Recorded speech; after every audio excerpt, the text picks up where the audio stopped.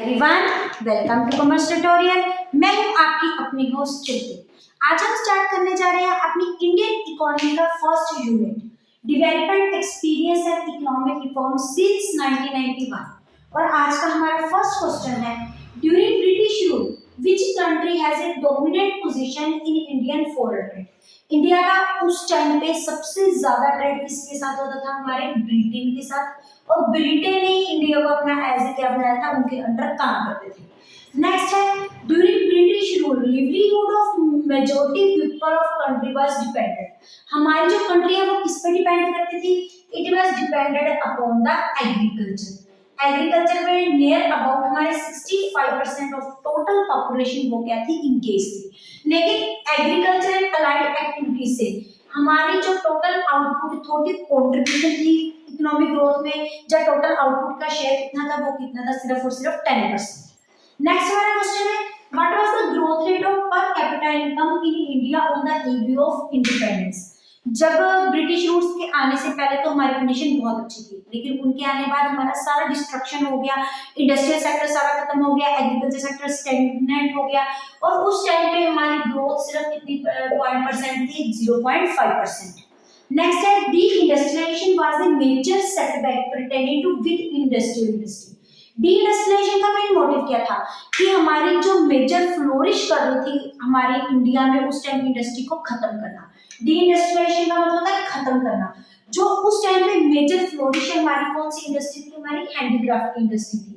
तो हमारे ब्रिटिशर्स ने आके हमारी हैंडीक्राफ्ट इंडस्ट्री को सबसे ज्यादा क्या किया? नेगेटिव अफेक्ट किया।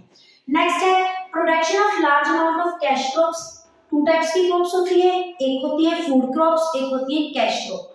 फूड क्रॉप्स कौन सी होती है? जो सब्सिडेंस होती है, जिसके जितना हमने कंज्यूम कर लिया, प्रोड्यूस किया, उतना ही हमने क्या कर दिया? कंज्यूम कर लिया। कैश क्रॉप कौन सी होती है? जिनके साथ हमने क्या शुरू किया था? सेल्स करना शुरू किया था। और इसको हम क्या बोलते हैं? कमर्शियल क्रॉपिंग, कमर्शियल फार्मिंग इसको हम बोलते हैं। कमर्शियल मतलब मार्केट में जाके उनको सेल करना। नेक्स्ट है, apart from the cotton which other textile industries saw its advancement in the parts of India during British rule।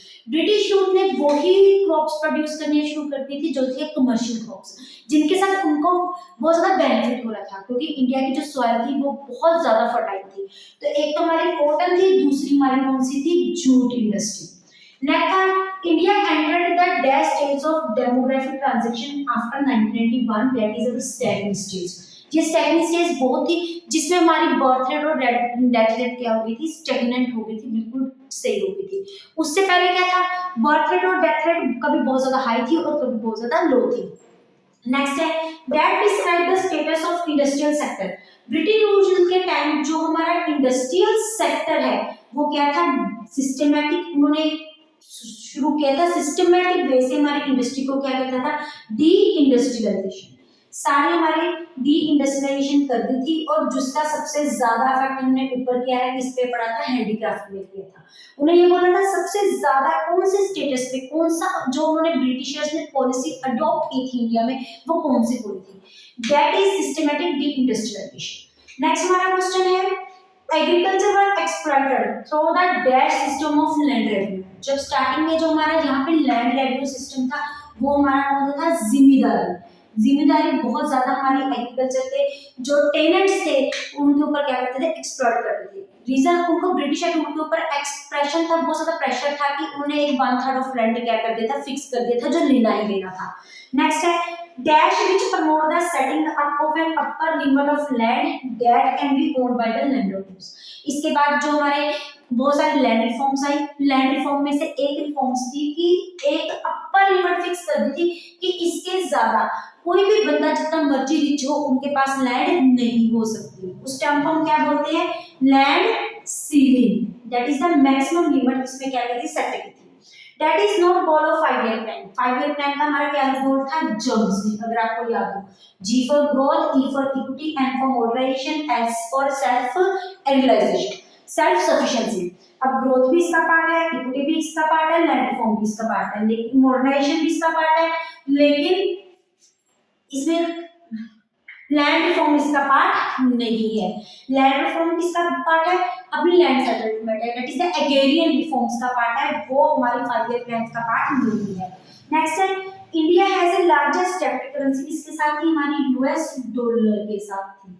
Next है हमारा question, India was dash of Britain, Britain का India क्या बनता था? वो हमारे क्या बन गए थे? रूलर बन गए थे। हम उनके अंदर क्या कर रहे थे? काम कर रहे थे। तो इंडिया को एज ए क्या बनाया जा रहा था? कॉलोनियल ट्रीट किया जा रहा था। हमारी इंडस्ट्रियल पॉलिसी ऑफ 1991, जब इंडस्ट्रियल पॉलिसी 1991 थी, इसका मेन मोटो क्या था? That is pro private policy. अब ये प्रो प्राइवेट पॉलिसी होती क्या है? इसमें क्या किया था? पहले जो मेन इंडस्ट्रियल पॉलिसी बनाई थी 5 ईयर प्लान में, जो मेन रोल किसको दिया गया था? पब्लिक सेक्टर को दिया गया था। लेकिन उसके बाद उनको देने के बाद क्या देखा? हमारा जो पब्लिक सेक्टर बहुत ज्यादा करप्टेड है, बहुत ज्यादा सेल्फ सफिशिएंसी से काम नहीं कर रहा है, बहुत ज्यादा लीजी है, जिसके कारण हमारा जो पब्लिक अंडरटेकिंग थी वो किसमें जा रही थी? लॉस में जा रही थी। फिर इनका रोल क्या कर दिया गया? लिमिटेड कर दिया गया। अभी इनके पास सिर्फ 3 इंडस्ट्री है, automobiles, railways and power atomic. बाकी सारा किसके इसको दे दिया? प्राइवेट को। मतलब प्राइवेट के रोल को क्या करना? इंक्रीज करना by limiting the role of public sector. Next है WTO, that is world trade organization, इसकी एस्टैब्लिशमेंट कब हुई? 1995। और जो इसका सक्सेसर है हमारे गेट्स का है, जो कि 1948 में स्टार्ट हुआ था विद 23 कंट्रीज हुआ था। ये आपको पता होना चाहिए, इंपॉर्टेंट क्वेश्चन है। That is for self sufficiency in food grain. Food grain में जब सेल्फ सफिशिएंसी आती है तो इसको कौन सी रेवोल्यूशन बोलते हैं? That is known to be green revolution. अब जो ग्रीन रेवोल्यूशन है ये किसके कारण आई थी? हमारे HYV सीड्स की हेल्प से, और जहाँ हम बोल सकते हैं हमारे कमर्शियल फर्टिलाइजर की वजह से। ये थे हमारे इंपॉर्टेंट क्वेश्चन जो आज के हमारे टॉपिक्स का रिलेटेड थे। अगर आप इनका स्क्रीनशॉट लेना चाहते हैं आप ले सकते हैं। वीडियो अच्छी लगे इसको लाइक करें, ज्यादा से ज्यादा शेयर करें ताकि मैक्सिमम स्टूडेंट्स के पास इसका बेनिफिट पहुंच सके। चैनल को सब्सक्राइब करना ना भूलें। Thank you, have a nice